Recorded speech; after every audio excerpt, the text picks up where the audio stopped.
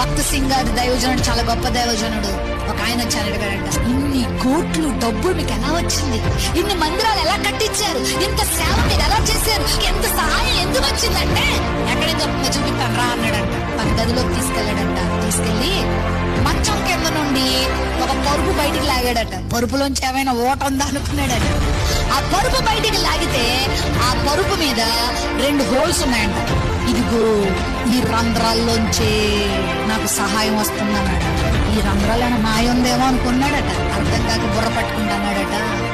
ప్రతిరోజు నా ప్రతి అవసరం కొరకు ఈ పరుపు మీద నేను మోకరిస్తాను. నాకు బాధ వచ్చినా, నాకు కష్టం వచ్చినా, నాకు అవసరం వచ్చినా, మా మమ్మీ దగ్గరకో, మా డాడీ దగ్గరకో, మా అమ్మ దగ్గరకో, మా ఫ్రెండ్ దగ్గరకో, మా బంధువుల దగ్గరకో వెళ్ళను నేను.